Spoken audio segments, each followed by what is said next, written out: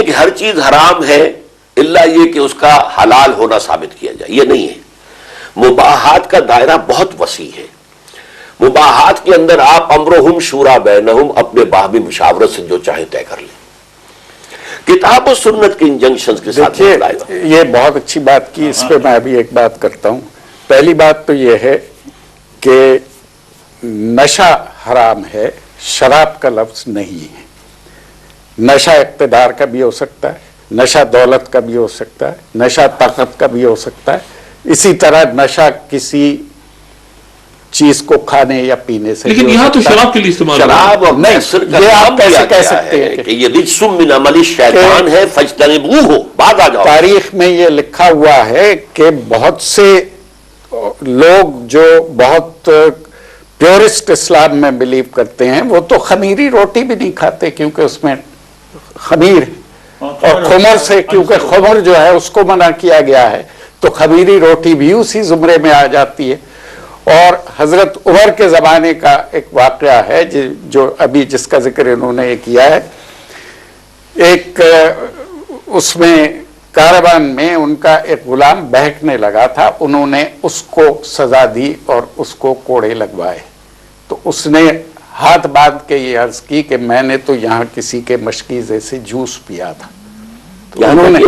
Juice پیا تھا، جو جوس لے کے چلتے تھے کھجوروں کا یا کسی چیز کا سفر کرتے وقت، تو انہوں نے یہ کہا کہ میں نے تجھے جوس پینے پہ تو نہیں مارا، میں نے تو تجھے بہکنے پہ مارا، یہ سزا بہکنے پہ دی ہے۔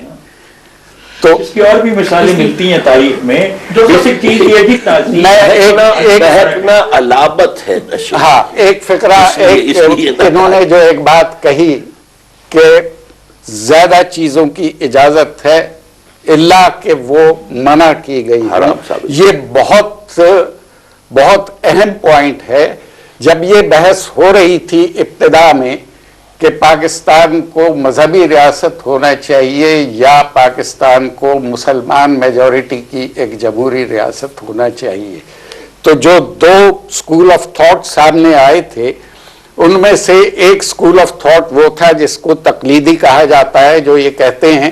کہ 1400 سال پہلے کا یا 1200 سال پہلے کا، 1000 سال پہلے کا معاشرہ واپس کر دیں تو اسلامی ریاست قائم ہو جائے گی۔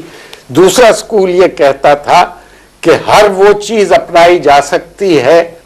مسلمانوں کی میجورٹی کے پارلیمنٹ کے تھرو جس کی ممانعت نہیں ہے اور وہ عین اسلام کے مطابق ہوگی۔ اچھا ڈاکٹر صاحب، میں ایک بات یہاں پوچھنا چاہوں گا، وہ یہ پوچھنا چاہوں گا کہ اب جیسے آپ نے کہا کہ اجتہاد پر اجتہاد ہو سکتا ہے، یعنی اگر کوئی اجتہاد دیا گیا ہے پہلے تو ہم اجتہاد کے ذریعے اس کو تبدیل کر سکتے ہیں، لیکن پیرامیٹر جو ہیں وہ شریعت کے رہے، وہ کتاب و سنت کی روشنی میں ہو یا اس میں خلفائے راشدین کے عمل کو بھی آپ سنت کہتے ہیں؟ سنت کے اندر شامل ہے خلفائے راشدین، اس لیے کہ اس کو اجماع کہتے ہیں، کیونکہ خلفائے راشدین کا دور وہ ہے کہ جس میں عالم اسلام ایک وحدت تھی، لیکن آپس میں اختلاف تھا، نہ بھی فرقے تھے۔ علامہ اقبال نے فرق کیا ہوا ہے کہ صحابہ کرام کا وہ اجماع جو کہ فیکٹ کے مطابق ہو وہ تو حجت ہے ہم پر، لیکن جو فیکٹ کے مطابق، فیکٹ پر جس کا انحصار نہ ہو، جس کا انحصار انٹرپریٹیشن پر ہو، اس کے ہم پابند نہیں ہیں۔ وہ تفریق کرتے ہیں دو قسم کے صورتوں میں کہ اجماع جو صحابہ کرام کا ہے وہ کب ہم پر حجت ہے اور کب نہیں۔ تو فیکٹ پہ ہے کہ یہ تین قرآن کی جو صورتیں ہیں کیا وہ قرآن کا حصہ ہیں یا نہیں، تو اس پر اگر اجماع ہے کہ وہ ہیں تو وہ تو ہمیں تسلیم کرنا پڑے گا، because that is a decision consensus on a fact, but when it is on the interpretation of any law then we are not bound by it. We can make the interpretation according to our own needs and requirements. اس میں فرق ہے doctor صاحب، ایک ہے صحابہ کا لفظ آپ استعمال کر رہے ہیں، میں کہہ رہا ہوں خلفائے راشدین، یعنی وہ لوگ کہ جو اس وقت at the helm of affairs تھے، اور یہ وہ لوگ تھے جو روحانی نہیں، چار ہی تھے نا وہ، تو باقی تو صحابہ میں سے کوئی ایسا بھی تھا جس نے شراب پی لیا اس کے اوپر کوڑے لگ گئے۔ ڈاکٹر صاحب یہاں ایک بات یہ اٹھ سکتی ہے کہ صحابہ کے درمیان بھی تو اختلافات تھے اس وقت، بالکل خلفائے راشدین کے درمیان اختلافات تھے، ہاں، لیکن یہ کہ جو جس چیز کا فیصلہ ہو گیا اس کو سب نے تسلیم کر لیا۔ نہیں، چوتھے خلیفہ کی خلافت کو سب نے تسلیم نہیں کیا، اس وقت 2 خلیفہ ہو گئے، امت تقسیم ہو گئی، جنگ ہوئی، ہزاروں مسلمان قتل ہوئے، اور ایک اور فرقہ خارجی اس کا وجود میں آ گیا جس نے یہ کہا کہ یہ دونوں غلط ہیں، ہم صحیح ہیں۔ لہذا آپ یہ نہیں کہہ اس سکتے کہ سٹیٹمنٹ میں تھوڑی سی غلطی یہ ہے کہ 2 خلیفہ نہیں تھے، خلیفہ ایک ہی تھا، دوسرا شخص جو ہے اس نے اس کو تسلیم نہیں کیا، اپنی خلافت کا اعلان خلافت کیا، کا اعلان نہیں کیا، اپنی خلافت کا اعلان اپنی کیا، خلافت کا اعلان نہیں کیا، وہ صرف جو ہے حضرت عثمان کے جو قاتلین ہیں ان سے بدلہ لینے کا مطالبہ لے کر کھڑے ہوئے۔ اب وہ حضرت عائشہ صدیقہ کھڑی ہوئی تھی، امیر معاویہ امیر معاویہ نے اپنی خلافت کا اعلان کیا تھا۔ حضرت عائشہ کے ساتھ تھے اور جنگ جمل میں تھے، جس میں ایک رات میں 10,000 آدمی مارے گئے۔ تو پھر امت کہاں ہے؟ تو پھر یعنی اس وقت اجماع، کیا امت اجماع کہیں گے ہم کہ امت نے اجماع کا راستہ اختیار کیا تھا اس وقت ان حالات میں، فیصلے جو ہوئے؟ اب ظاہر بات ہے کہ اس کے بعد حضرت علی کی خلافت کو سب نے تسلیم کیا، کہا کیا، امیر معاویہ نے نہیں کیا، لیکن یہ اچھا، لیکن ایک بات یہاں پہ جو ہم دیکھ رہے ہیں وہ یہ ہے کہ اجتہاد پر اجتہاد کیا جا سکتا ہے۔ اچھا اجتہاد جو ہے، لیکن اس میں ڈاکٹر صاحب آپ خلفائے راشدین کے دور کو انکلوڈ نہیں کرتے۔ بہت سارے ایسے فیصلے ہیں جن پر حضرت ابو بکر اور حضرت عمر کا اختلاف تھا، بہت سے ایسے اوکیزنز آپ کو ملیں گے۔ ڈاکٹر صاحب تو پھر کیا کریں کس میں؟ اگر آپس میں اختلاف ہیں؟ میں تو یہ کہہ رہا ہوں نا کہ نیا قانون بنائے، آپ کی پارلیمنٹ نئے قوانین بنائے، نئی فقہ بنائے، اور آپ کا جو ہے یہ سارے جو ہے اپنے لیے پریسیڈنٹس رکھیے کہ یہ سب ہیں، انہوں نے تاریخ کے ڈاکٹر اندر۔ آپ اس موقع پہ اسلامی ریاست کے حامی ہیں جو کہ اجتہاد کر کے قوانین کو جدید دور کے مطابق؟ میں سمجھتا ہوں کہ ہمارے ہاں جو چیلنجز اس وقت ہمیں فیس کر رہے ہیں، تو جب تک ہم نے اجتہاد کا طریقہ کار اختیار نہ کیا تو یہ جو چیلنجز ہیں ان کو ہم اس کنونشنل انٹرپریٹیشن آف اسلام کے ساتھ ان کو حل نہیں کر پائیں گے،